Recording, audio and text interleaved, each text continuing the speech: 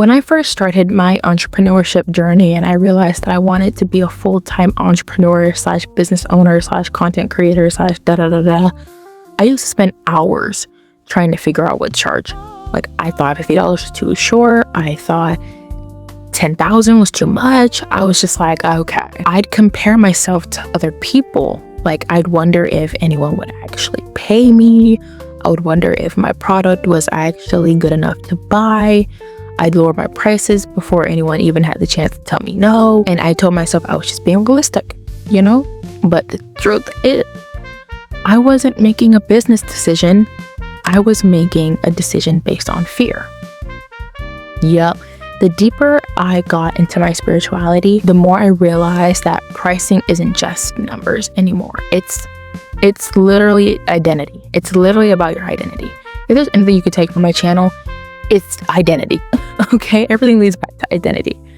The price you place on your work often reveals the value you secretly place on yourself. Most people think pricing is a logical decision, right? If that were true, talented people wouldn't constantly undercharge. Here's what I learned. Okay, we barely price according to our skill. Okay, we price according to our comfort. So our comfort is shaped by what we are believed we're worthy of receiving. That's why two people with the same level of talent and skill can charge completely different prices. It's not based off of marketing or email list or anything like that. It's not based off of that. It's based off of quality and identity. When you're undercharged, it feels like you're removing the possibility of rejection.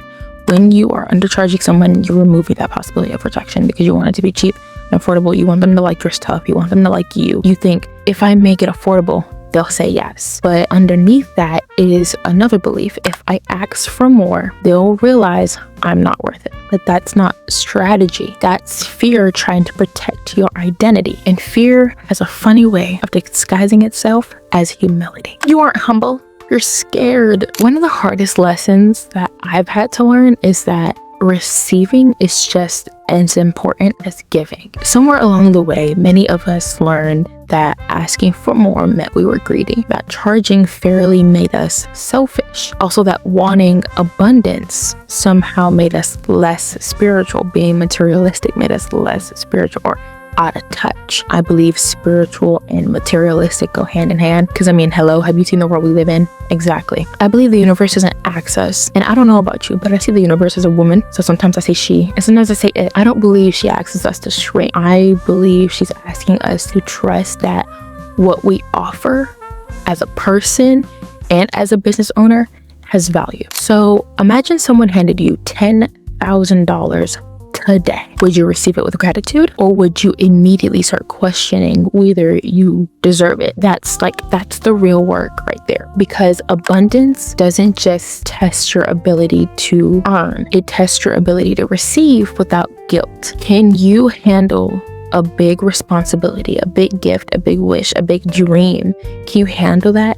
Keep it, multiply it, double it? Can you grow it? And can you receive it with a level of gratitude and worthiness that completely distracts from the guilt of you asking you whether you deserve it or not? Your nervous system has to become familiar with receiving. Now, when I think about pricing my work, I ask myself one question. I'm like, am I choosing this price because it reflects the value I provide, or because it protects me from rejection? That one question has changed every business decision I've ever made after that. Because yes, I'm pretty expensive sometimes. Okay, I get a brand deal. They might tell me their budget up front, and I'm just like, okay, that's your budget, but I'm worth more than that. Your prices, or your monetary value isn't a measure of how worthy you are as a human being, but they often reveal the story you're telling yourself about your worth. So maybe today isn't about raising your prices. Maybe it's about raising the standard you see yourself, because when your identity changes, your decision naturally follows. The world can only agree with the value you consistently believe about yourself.